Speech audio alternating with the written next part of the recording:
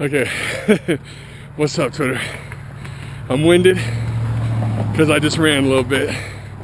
I know I said I wasn't gonna run, but my Achilles feels good, and I want to break my personal record today. So I figured it'd be funny to look back at the video at me trying to breathe because one day in the not too distant future, you gotta set goals, all right? You gotta set goals. I got some goals that are smaller and some are taller.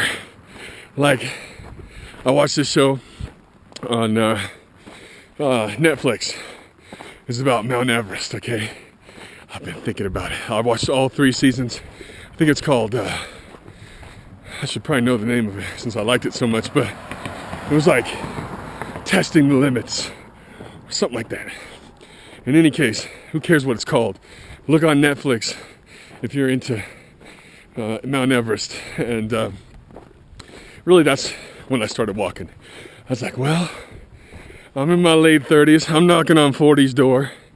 But the average age, at least of the guides that take people up, not the Sherpas, but the regular guides. The Sherpas are like superhuman.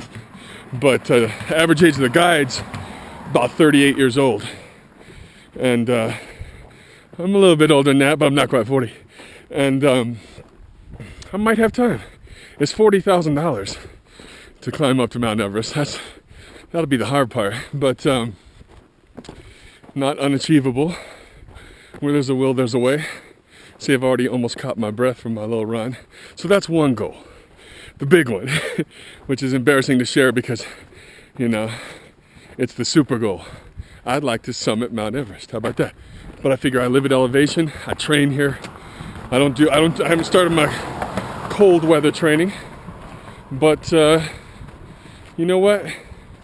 Even if I never achieve that goal, you know, it's out there. It's out there, and maybe I will achieve it. Who's to say? In any case, my much smaller goal than that, which is still a long ways away probably, is to complete a marathon. And not necessarily run the whole damn thing, 26.2 miles, but I'd like to. It's my Achilles I'm not sure about. If we could take that. Maybe as I continue to drop the weight, I can run more.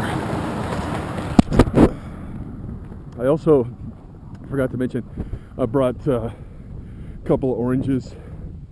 I'll show you that. I cut them up into 4s. I put them in a Ziploc, and then I put ice on top of it. So as the ice melts, I got this wonderful little cold orange juice water combination, and it keeps the oranges nice and cold. As you can see, I'm sweating a little bit. It's the desert, as I mentioned, but I've already recovered from my little jog. I didn't jog that far. Maybe a quarter of a mile, maybe 1 lap, maybe not. But you know, I'm wanting to break that record, and haven't even completed. I've probably completed a little over 2 miles. I'll give you a little sweep of this area. There's a cute little house coming up right there. I just love that house. I'm gonna build up the courage to knock on that door and say, "Can I tour your house? I'm not crazy. I admire your house." That probably wouldn't work out, but I'd love to see the inside of that house.